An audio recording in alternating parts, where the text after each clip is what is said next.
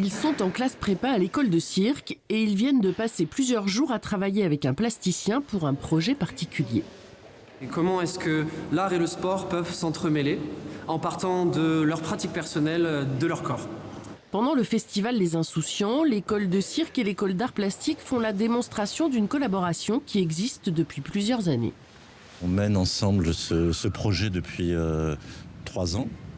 Et en fait, ça permet pour des plasticiens de rencontrer des élèves, des étudiants de l'école du cirque, et donc de déplacer aussi leur pratique dans un champ qui n'est pas du tout le leur. Autre lieu, autre ambiance, avec une synchronisation presque parfaite pour les 2 jongleurs du spectacle Animal Géométrique. Ils sont en résidence pour peaufiner leur création qui devrait être aboutie d'ici la fin de l'hiver. L'objectif est d'emmener le spectateur dans un état second un peu hypnotique. L'enjeu dramaturgique, c'est pas juste le plus fort, le plus de balles possible. Ce qui m'intéresse, c'est de l'écrire un peu comme de la danse, sur de la durée, comme ça, où ça se développe par motif dans l'espace. Le cirque contemporain a investi les théâtres en adaptant la mise en scène et en s'inspirant d'autres arts.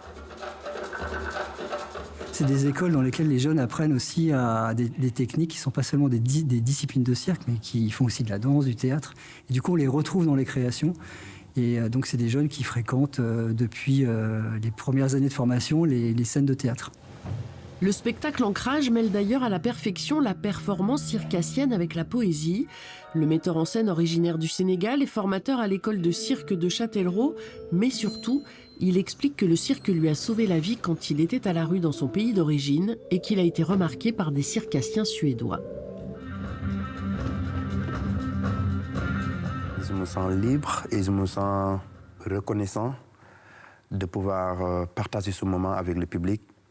Parce que les personnes qui m'ont transmis cet art, je ne les connaissais pas nulle part. Ils viennent de Suède et Sénégal, c'est très loin. Ils m'ont transmis ce métier et pour moi, ça fait partie de ma mission de le transmettre. Ça dépend de n'importe quelle manière. Le spectacle Ancrage sera rejoué samedi au théâtre. Quant au festival, il dure jusqu'au 9 décembre.